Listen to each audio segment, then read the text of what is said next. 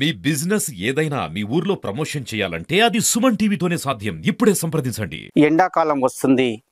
దాహార్తి తీర్చేందుకు ప్రజలంతా కూడా అల్లాడిపోతుంటారు. ప్రజలతో పాటు పక్షులు కూడా అల్లాడిపోయినటువంటి సమయం. ఎందుకంటే ఎండాకాలంలో పక్షులు కూడా ఎదురు చూస్తుంటాయి దాహం కోసం. ఎక్కడ ఏ గోడ మీద నీళ్లుంటాయా, ఏ డాబా పైన నీళ్లుంటాయని చూస్తుంటాయి, ఏ బావి దగ్గర నీళ్లుంటాయని చెప్పి చూస్తున్నటువంటి పరిస్థితి.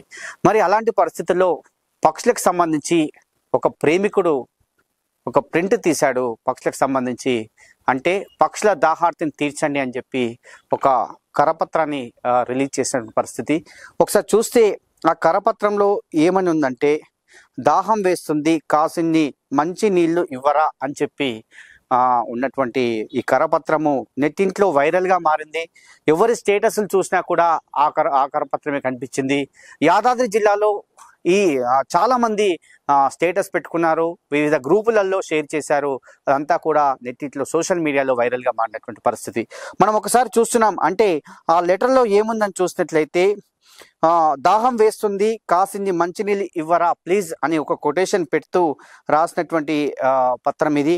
నిజంగా దీన్ని చదువుతుంటే చాలా బాధ కలుగుతుంది. ఎందుకంటే వేసవి కాలంలో ఇంత దీనస్థితిలో పక్షులు ఉంటాయా అని చెప్పి కూడా చాలామంది పక్షి ప్రేమికులు బాధపడినటువంటి సంఘటన అని చెప్పవచ్చు. మరి నిజంగా ఒకసారి చూస్తే ఏమనుందంటే, ఇందులో వేసవి కాలం వచ్చేసింది, ఆహారం కోసం గూడు వదిలి మేమంతా ఎండలో ఎగురుతుంటే రెక్కలు అలిసి నీరసం వచ్చేస్తుంది.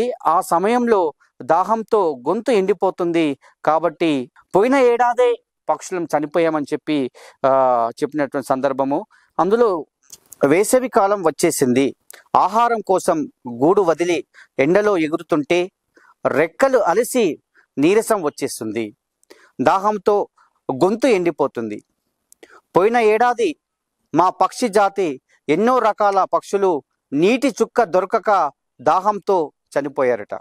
అందుకే మిమ్మల్ని కాసిన్ని నీళ్లు ఇచ్చి మా ప్రాణాలు కాపాడమని ప్రాధేయపడుతున్నాము.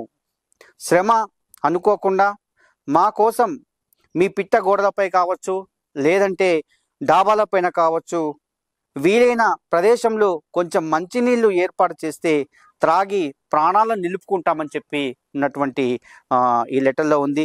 అదేవిధంగా ప్రొద్దుటే మీ కంటి ముందే నిద్రలేచి మీ కిటికీలోంచి మీ యొక్క చెట్ల పైనుంచి మా భాషల్లో కిచకిచ రాగాలు, కూకు కోయిల గానాలు, ఇలా ఏదో రకంగా మిమ్మల్ని మేము పలకరిస్తూ ఉంటాం. కాబట్టి ప్లీజ్ కాసిన్ని నీళ్లు పెట్టి మమ్మల్ని ఆదుకోండి అంటూ ఇదంతా కూడా ఈ పత్రము వైరల్గా అయినటువంటి పరిస్థితి. దీంట్లో ఇట్లు మీ నేస్తాలని చెప్పి కూడా రాశారు. మీ నేస్తాలంటే అందులో పావురం కావచ్చు, పిచ్చుక కావచ్చు, చిలుక కావచ్చు, కోయిల కావచ్చు, కాకి కావచ్చు అని చెప్పి రాసినటువంటి ఈ యొక్క పత్రం అయితే వైరల్గా మారుతుంది. ఎవరి స్టేటస్లో కూడా ఇదే ఉంది.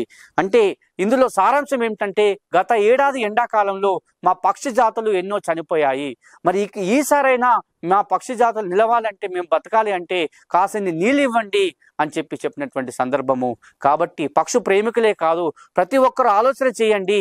మానవునికి నీరు ఏ విధంగా ఎండాకాలంలో ఎంత అవసరమో అదేవిధంగా పక్షి కూడా అంతే అవసరం. కాబట్టి మనం కూడా ఈసారి గోడల మీద కావచ్చు, లేదంటే డావల పైన కావచ్చు, లేదంటే ఎక్కడ ఒక ప్రదేశంలో కొన్ని నీళ్లు పెట్టినట్లయితే వాటిని అవి తాగుతాయి.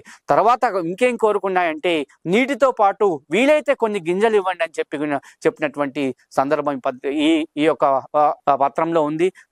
సుమన్ టీవీ పక్షాన కోరుకునేది ఏమిటంటే, ఈసారి పక్షి జాతి పోతుంది కాబట్టి దాన్ని కాపాడడం కోసం ఈసారి మనము ఈ ఎండాకాలంలో నీళ్ళిచ్చే ప్రయత్నం చేద్దాం. వివిధ రకాలుగా నీళ్ళిచ్చే కార్యక్రమాన్ని తీసుకుందామని చెప్పి సుమన్ టీవీ కూడా వేడుకుంటుంది.